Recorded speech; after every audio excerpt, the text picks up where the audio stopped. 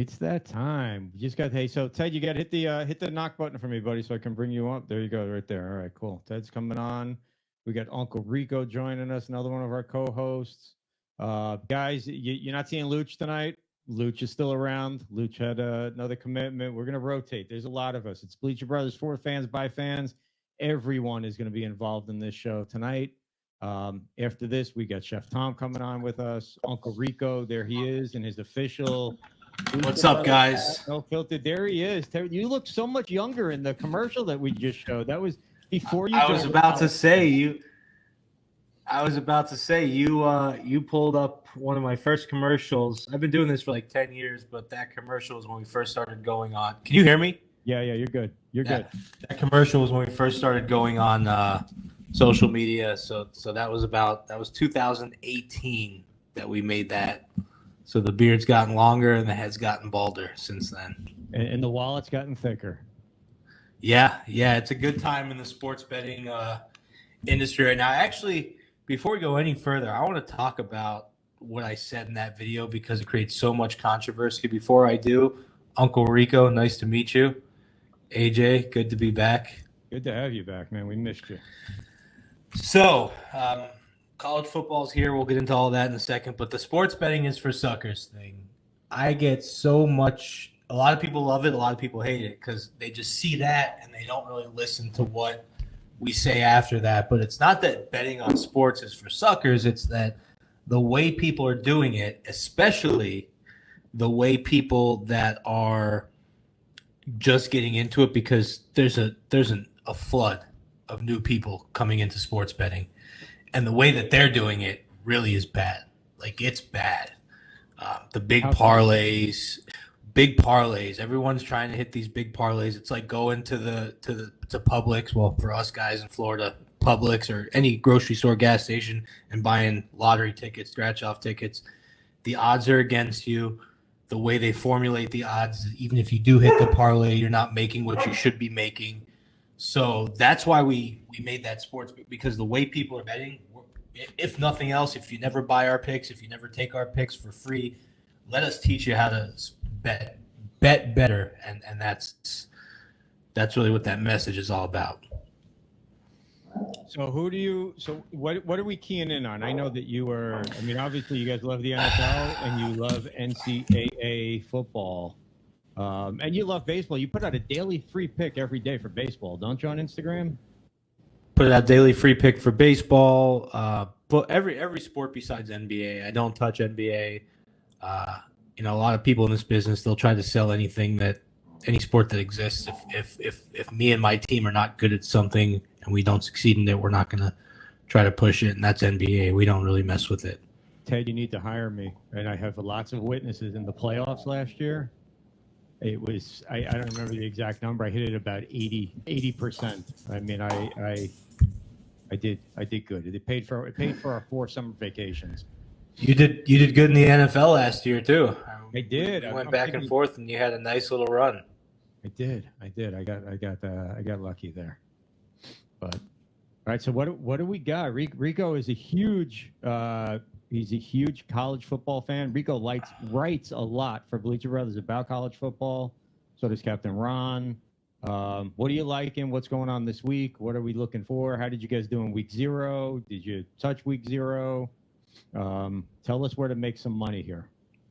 I'll let Rico start. I took enough time already.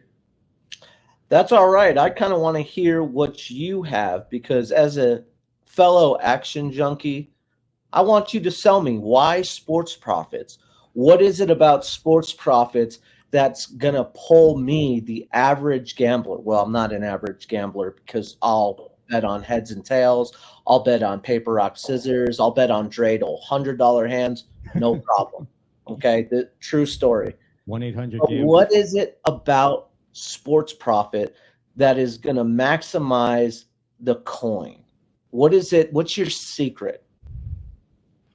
So more than anything else, we teach people control and bankroll management. So when you come into this, on college football Saturday, we might only bet 2 or 3 games. On NFL Sunday, probably only going to bet 1 game. I mean, there's games we lean towards.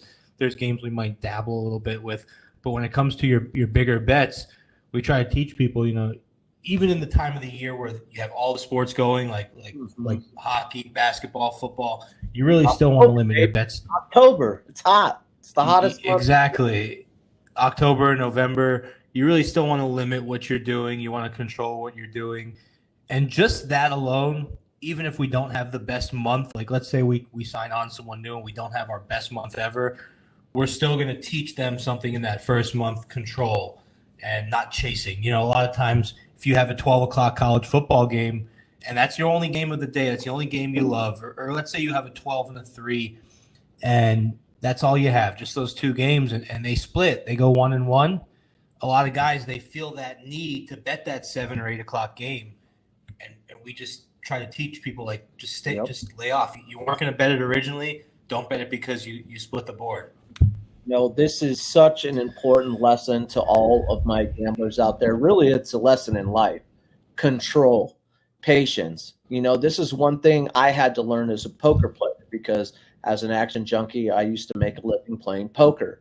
And I had to learn about bankrolls. I had to learn about only having one rebuy as opposed to multiple rebuys. Sometimes the cards are not hot. And more importantly, sometimes I'm just not playing good.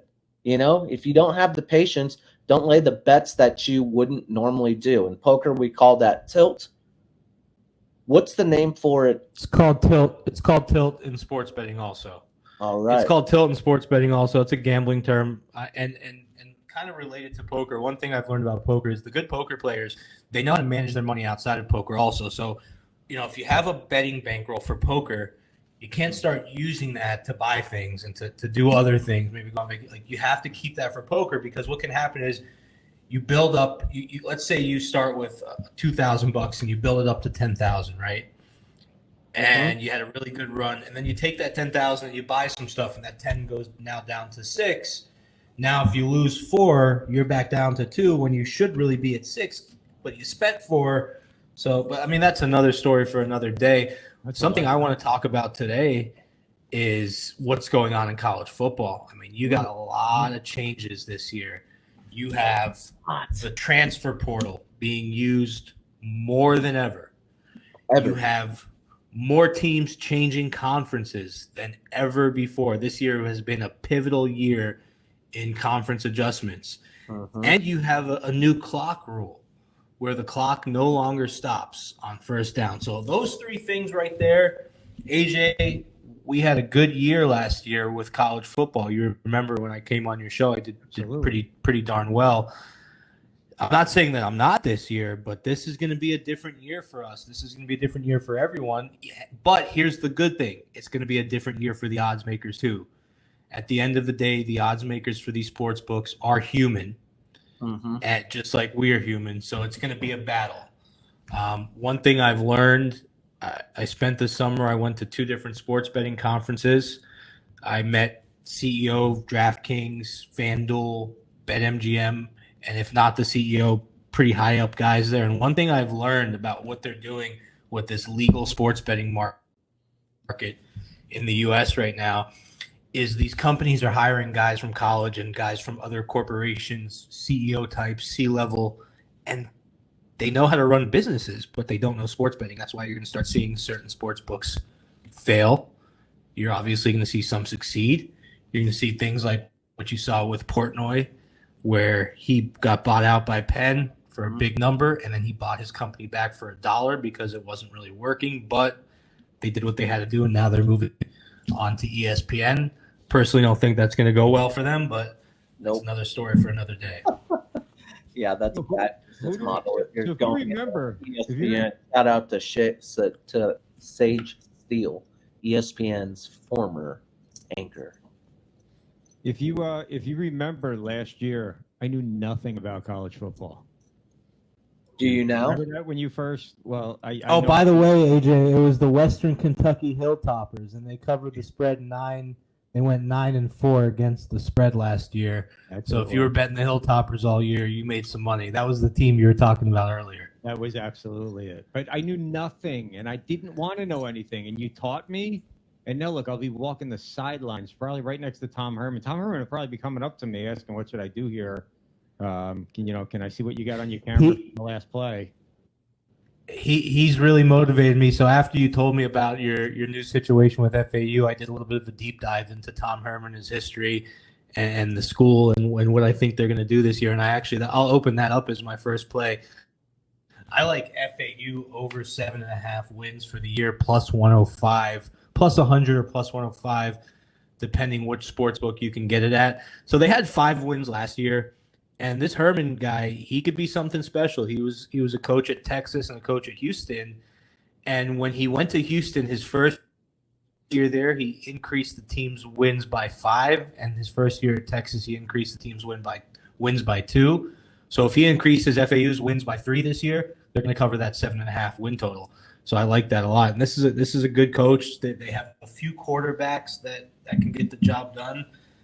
Well, that's the point right there, is they are going to cover that 7 because they don't just have a few quarterbacks. They have one specifically, Casey Thompson. Who's Casey Thompson? Mm-hmm. The Texas transfer who Herman himself recruited while he was at Houston and Texas. So they have a connection. That offense is going to immediately click. I mean, think of the turnover that they're having, a new coach, a new system. Thompson is going to be able to be a coach on the field. So I like your call in the 7+ wins for sure. They go over to the AAC, but the AAC has lost a few big guns too, to the Big 12, few other places. So 7 is my team UCF went to the Big 12, and that's what we're talking about, AJ. Like, there's a lot of conference moves this year, so it's going to really shake things up in college football. And yeah, I love that Herman used to play. I love that the quarterback used to play under Herman. You got, first of all, I was looking. There's no line on this Monmouth game, week 1. There's no line. You can't find a line. It doesn't exist. I don't know if they're going to release it late. It's one of those games where FAU, and you might know the number, AJ, but FAU pays Monmouth to come there and play. So they're maybe, like, I think last year, whatever team they did it with, it was $350,000. So they actually pay the team to come and play at their first game. It's going to be a blowout. The second game is against Ohio. FAU should be favored in that game also. The interesting game is going to be game 3. They're going to Clemson. They're going to Clemson. You got to be impressed that I knew that, right? There you go. Well, I would hope so. If you're working with them, I would hope you know that. Here's, I guess, the insider information that I can give you. I attended practice there last week, and I spoke to a lot of people, not necessarily just players, but just admin staff, people that are, in ticketing and media. What's the biggest difference? And they said the entire culture. Everything is completely different. The last coach, wherever he was, like after practice, they would get Chick-fil-A for lunch. Now they've got nutritionists and trainers and just the whole vibe of everything. She said that the woman that's been with FAU forever and she's in charge of media relations, she said, we've never seen anything like this. There's never been this much excitement, even back years ago when I guess Lane was the coach. Or she's like, this is completely different. We have hugely high expectations right now. They do, and they got a couple of tough games on that schedule. There's a few that I definitely want to see.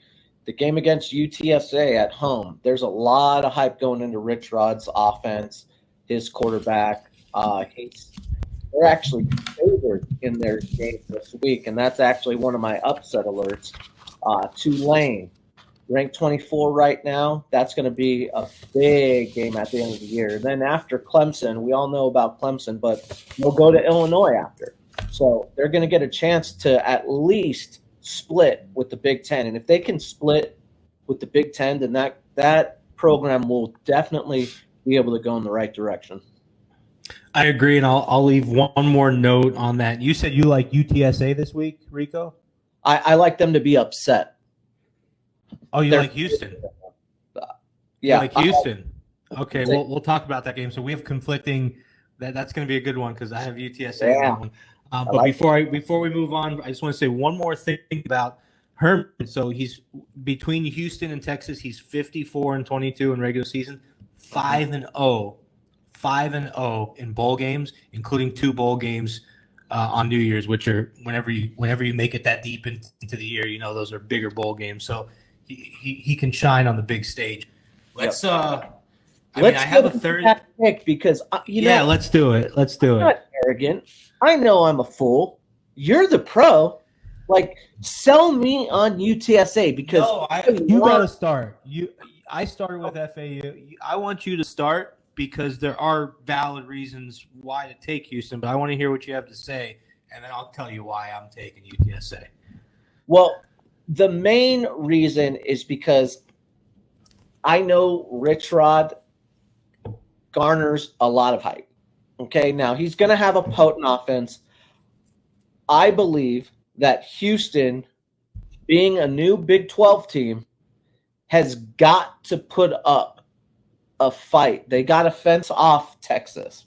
Okay, Houston at home, they've had some struggles recently since, obviously, Herman, who we were just talking about, left. But they still are able to get it done. And I think because the line is so sharp, it's a very small spread. I believe it's 2.5. I just believe that Houston, being a bigger name in a bigger conference, will get the calls necessary to cover 2.5 dogs. Now, why am I wrong? About this or about everything in life? Go ahead, Ted. So I love where you're coming from, and I think we should do a lot together because I think where you come from and where I come from are a little bit different places, and I don't mean like where we come from, but I mean I mean numbers. I'm all about numbers, right? So I look at line movement, I look at public money, I look at total money. Mm-hmm. We pay a good amount of money to be able to track all those things. And what you're seeing on this game is you're seeing about 60 to 65% of the public money is on UTSA since line movement came in. That's what's moving it. But or public bets, I should say. But you have 90% of the total money on UTSA. So what that looks like is it's almost like with politics, AJ. I'll kind of, I know you follow politics a little bit. When you have a candidate who has a lot of donations, but all of those donations are from big billionaires or millionaires, big groups, that candidate doesn't have as much popularity. But when he has a lot of small dollar donations, that's how you know the candidate's really popular. So it's kind of the opposite in sports betting. When you have a lot of small bets on one team, but then even more big bets on them, public money versus sharp money, it's on UTSA. Also, UTSA has 16 starters coming back from their team last year that won 11 games. So they have a lot of starters coming back, and they cover spreads unlike Houston. Houston's 0-6 against the spread in their last 6 at home, and they don't open well. They're 2-5 against the spread opening up. So those are a couple reasons right there why I lean UTSA plus the line movement. Houston opened as a 2.5-point favorite in this one. So I'm following line movement. I'm following sharp money. And going just with as we UTSA. talked, the line has moved to 1.5. So that's proving your point further that, the line is moving. And by Saturday, we may see a 0.5 depending on where the money is. Do you think the line will move again by Saturday? It could. It could if it does. So that's I'm glad you brought that up. That when I actually make my bets, Rico, I wait because like on a game like this, I'll wait. If I see the line back to, UTSA -0.5 or even Houston -0.5, I'll look at it a little bit deeper and say, okay, maybe I'll hit the brakes on this one a little bit. Maybe I'll bet a little bit less.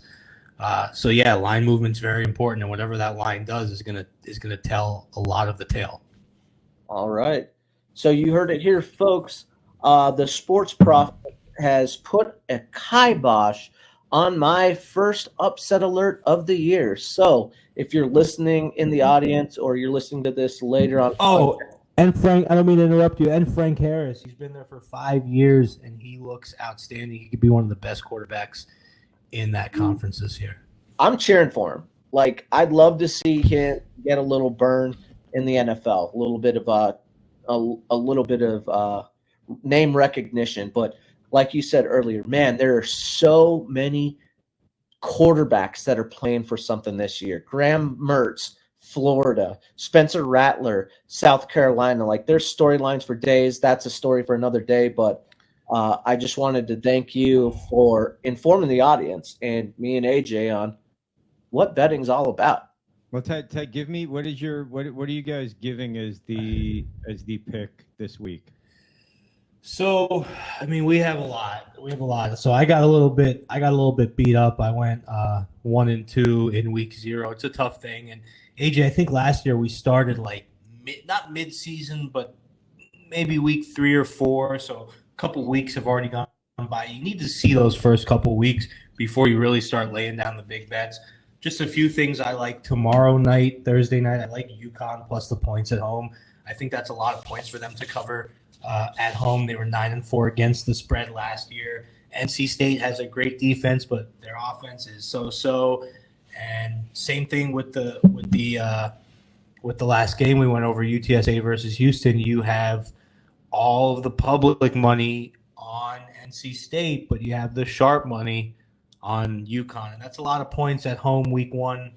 I have a really cool stat for you guys. What do you think about it? Do you have anything on that one, Rico? Yeah, same thing. I got UConn covers in the under.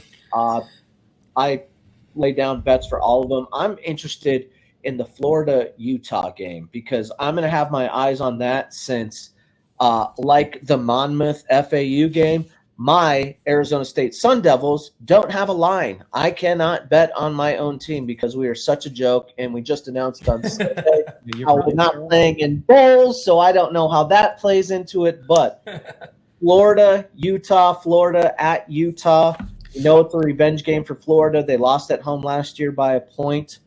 What do you think in that game? I'm really interested to hear what you have to say because I got Utah covers in the under. That's Utah favored 4.5, but I could be convinced otherwise. Yeah, you're seeing it 4.5 right now. Yeah. Okay, so this game, I was on another show on yesterday, and we were talking about this game, and we were kind of on opposite sides. One guy had Florida, 2 of the guys had Utah. I have Utah in this game as well, but the 4.5 actually scares me, and here's why. This game was moving from 6 all the way to Utah -7, all the way back down to 4, and it's all about the rumors behind Cam Rising's knee. Cam Rising's the quarterback for Utah. Very good year last year. Like I said, they went 9-3 against the spread last year, so they got the job done, right? Mm-hmm. Cam Rising tore his ACL, recovering this year, supposed to be starting. They're saying it's going to be a decision that's made 30 minutes before game time. So for that reason, I wouldn't put big money on this game because you're basically betting on this. If Cam Rising is healthy and his knee's okay, Utah's going to kill him, right? They're going to come out and they're going to kill him. If he's not playing, their backup quarterback has had the injury bug as well, and that's a problem. So if he's not playing and he's not healthy, it's a scary bet. But if he's playing and he's healthy, it's a no-brainer. It interests me. Why? Because on Tuesday when I was talking about this game, it was -5.5, -6 Utah. So the fact that Utah's back down to -4, 4.5 does scare me a little bit. So Ted, where can obviously they're going to see you back here, and there's things that we possibly have in the works, but where can everybody find you? Where do they want to look for you? Let me give you one more stat, just about betting overall before we. So week 1, teams favored by 30 or more points are 41% against the spread in the last 5 years. So look for those big favorites and maybe just go Kent State. Yeah. The exception to that rule is Alabama. They're 7-0 in the last 7 years, week 1 opener, favored by 30 or more. But for the most part, I mean, 60% of the time, the Dogs are winning in those big favorite week 1 games. Mm-hmm. That being said, you could find me at Instagram, _profit_picks. We're switching up a little bit. I'll give you the new one. We still have the old one, but we're trying to push the new one for a few reasons. We started TikTok recently, AJ. They're not a huge fan of sports betting, and we're not a huge fan of them, but we use it anyway. And they really they don't want any sports betting content at all, but people still post it. I don't get it. And then of course youtube.com/@thesportsprofits. Myself and Billy the Beard. I don't know if you've seen him. We both give daily picks on there. Not every single day. Sometimes we give 2 in one day. Sometimes we'll skip a day if we're not loving anything. But that's where you can find us. Yeah, maybe you got to do dress changes, and then give a pick like a supermodel would. That's pretty much TikTok in a nutshell. Yeah. Yeah, if I started dancing half naked, maybe TikTok will like sports betting more. Who knows? Yeah, I'm not gonna watch that, but maybe TikTok will like it more. But all right, man. You know I love you. We appreciate you coming on, and I'm sure we're gonna see a lot of each other here as the fall rolls. Good time. So I guess the game for us to watch this week after this is the UTSA Houston game because it's our first first matchup here.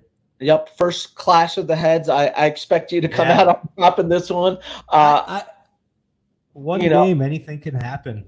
It is, but we appreciate you coming here on the Bleacher Brothers show, our inaugural football season relaunch, and appreciate the time you gave us, man. All good information, and can't wait to check you out on Instagram, Twitter, TikTok, all the places, and we look forward to seeing you back soon. Oh, it was a pleasure. If there's one thing I love, it's talking college football and talking the numbers of college football. Well, you came to the right place. All right. Thanks, Ted. Appreciate it.